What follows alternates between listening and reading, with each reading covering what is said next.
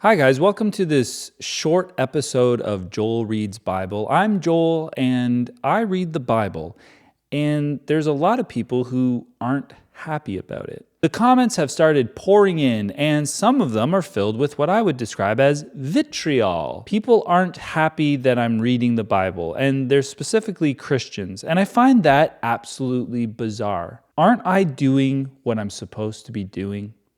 I'm reading the book. And the response I get is Christians telling me not to.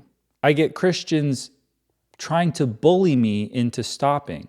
Sometimes they resort to saying, well, I'd stop if I were you because God is he's gonna get you. So they threaten me with some supernatural power coming after me.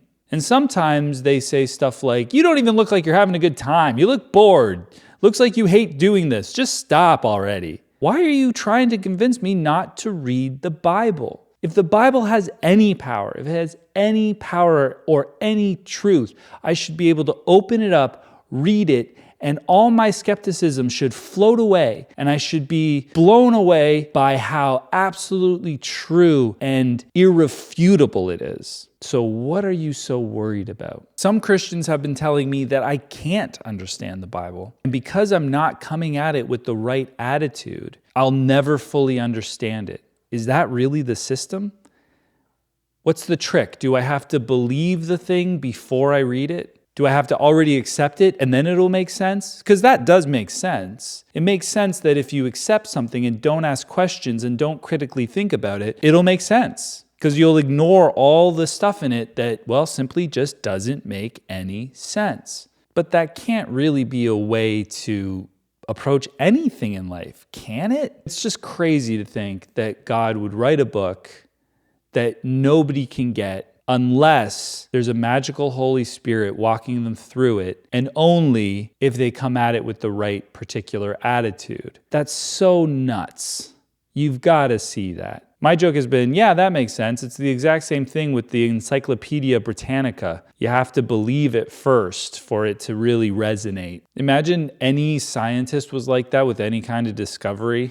Like, yeah, of course, the fossil record doesn't really show evolution in any real way, but if you look at it with the right faith. But I guess that's what Christians believe scientists are doing. So maybe I shot myself in the foot with that analogy, but stop telling me not to read the Bible. I'm going to read the whole Bible. You're not going to deter me. And I think it's pretty ugly to want to defend your faith so much that you couldn't care less about my soul. Because the only way I'm going to find God is through this book. So let me read it. But let me say, I'm more than happy to discuss the things in the book, the comments that I make, the angle that I take on things, and maybe where I get things wrong.